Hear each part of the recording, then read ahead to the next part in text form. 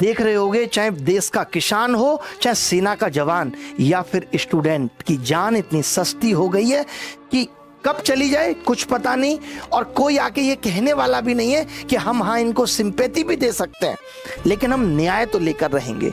वो सवाल आज याद आता है जो कुछ दिन पहले मोदी जी से मीडिया कर रही थी कि मोदी जी अमीर और अमीर होता जा रहा है, गरीब और गरीब होता जा रहा है। कैसे नहीं होगा? हमने गरीबी को बेचना, आईएएस के सपने को जो बेचना शुरू कर दिया। आज हालत ये है, टीचर्स का भी सेम वही हाल है कि गरीबी इस कदर बेची जा रही है कि लोग गरीबी बेचकर अमीर हो रहे हैं, सपने बेचे जा रहे हैं आईएएस बनने के। बात अगर दिल्ली मुखर्जी नगर की करें, मैंने भी मुखर्जी नगर में 8 साल ऑफलाइन कोचिंग पढ़ाई है, या राजेंद्र नगर की करें, आपको याद होगा जून 2023 में संस्कृति आईएएस में आग लगी थी, और जब आग लगी थी ना तो बच्चे ऐसे कूद रहे थे, आप देखो जरा, ऐसे बच्चे तीसरे फ्लोर से कूद रहे थे। और उसके बाद एक डिसीजन आया कि मुखर्जी नगर में क्लास नहीं चलेंगी, और ऐसा कहा गया कि भाई मुखर्जी नगर में क्लास नहीं चल सकती हैं। लेकिन उसके बाद फिर साठ गांठ करके फिर मुखर्जी नगर में क्लास चलने लगी, हालांकि बेसमेंट तक में क्लास चलने लगी। अभी आपने थोड़े दिन पहले देखा होगा कि एक स्टूडेंट की ऐसे मौत हो गई।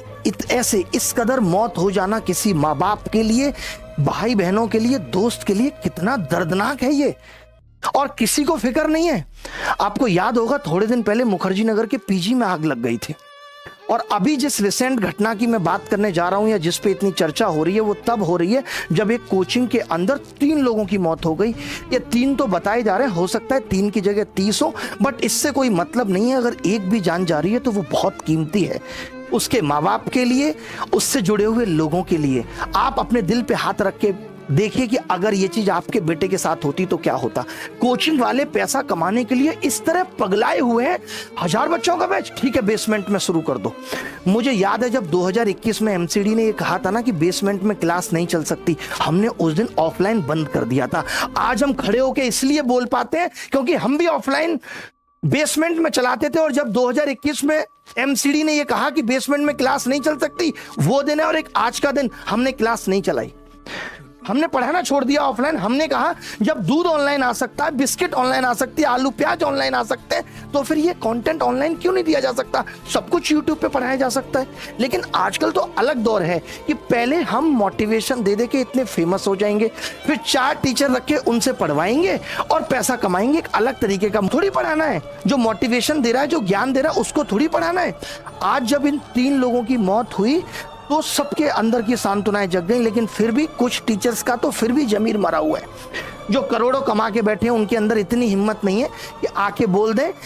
अब जब किसी का बच्चा सेलेक्ट होता है तो 40 कोचिंग वाले आके दावेदारी ठोकते हैं, मेरा बच्चा है, मेरा बच्चा है। कोई स्टेज पे बुला रहा है, बच्चों को मोटिवेशन दिया जा रहा है, देखिए ये हमसे पढ़ के सेलेक्ट हुआ है, जबकि उस बच्चे को भी पता है कि नहीं नहीं नहीं, मैं इनसे पढ़ के नहीं हुआ, इनसे मैंने हल्का पुल्का जीपीएस लिया था, मंजिल पे तो मैं खुद चल के पहुंचा हूं। जिन बच्चों की मौत हो गई तो कोई दावेदारी ठोकने नहीं आ रहा, ये मेरी कोचिंग का बच्चा है। कोई नहीं बता रहा मैंने इससे 2 लाख रुपए ठगे थे और अब मैं इसको 2 करोड़ वापस कर रहा हूं क्योंकि मैंने बहुत कमाया, इसके परिवार के लिए कुछ तो मदद मिलेगी।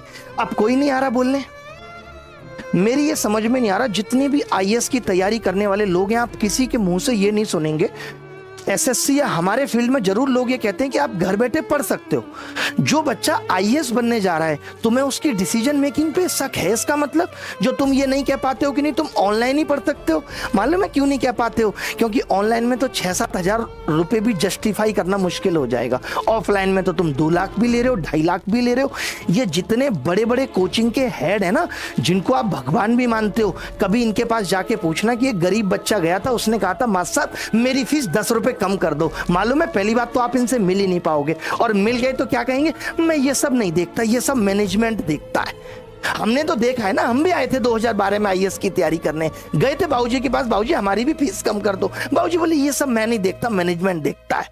मैं तो बस ये देखता हूं कि महीने में कितना रेवेन्यू क्लोज हुआ है, 40 करोड़ आया है, चलिए विदेश घूमने चलते हैं 2-4 दोस्तों को लेकर के।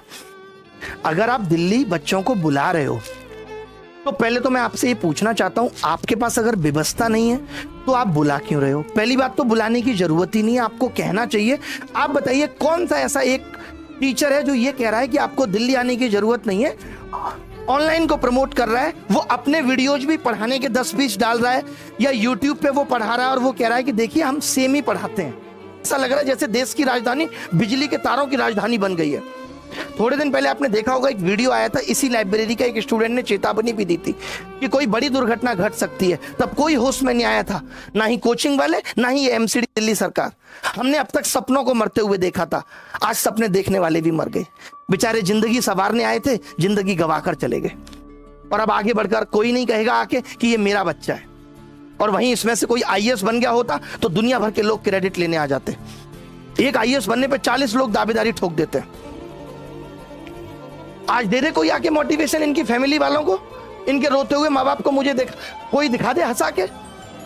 भाई साहब, मोटिवेशन से संघर्ष खत्म हो सकता है, दुख नहीं खत्म हो सकता, जिसकी क्षतिपूर्ति नहीं हो सकती। जिस माँ का बेटा गया है ना, जिसकी कोख सुनी हुई है, उसकी पूर्ति तुम्हारा मोटिवेशन नहीं कर सकता। आपको लग रहा होगा